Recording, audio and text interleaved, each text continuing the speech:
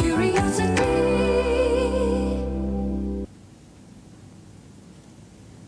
In Australia, Christmas comes in the middle of summer. Even so, we keep sending each other snowy Christmas cards and have frosty decorations on the windows. Ever wondered how they do these? Well, come with me, because it's a kitchen job.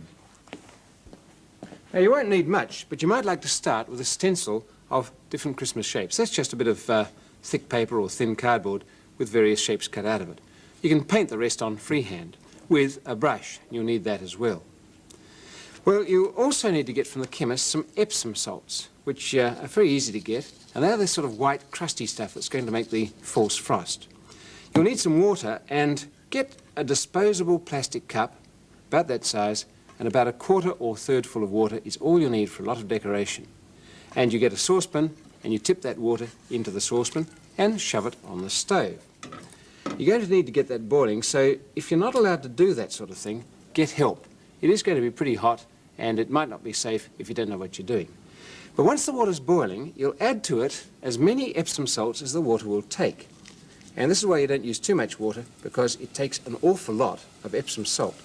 You add that, and you keep on stirring until you're happy that no more will dissolve in the water. It really will take quite a bit. Well, the reason for this thin plastic cup is simply this. If you use glass, it could crack with the hot liquid. If you use a mug, it'll take so much heat out of the liquid that the crystals will come out of the liquid before you put them on the glass. So use something that's both thin and plastic, either one of these cups or an old juice container or something like that. But once the water is boiling and it won't take any more crystals, at least it won't dissolve any more crystals, you can lift it up, pour it into the cup, and you'll see you've got a milky liquid, and that's really rich in crystals.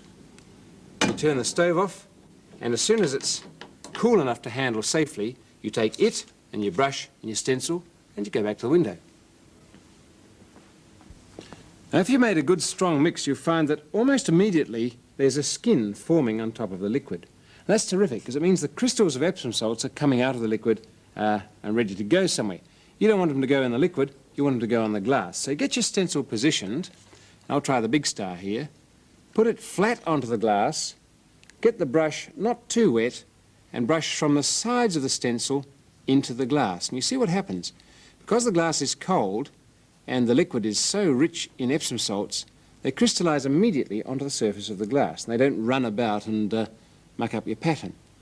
Always brushing inward will mean you get a nice clean edge, and that frost there, at least what looks like frost, is not frost of water crystals or frost crystals, it's the frost of Epsom salt, which looks almost the same.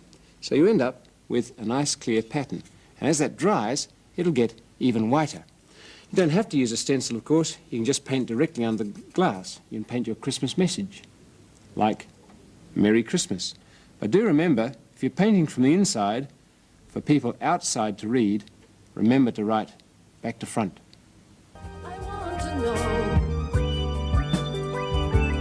Curiosity.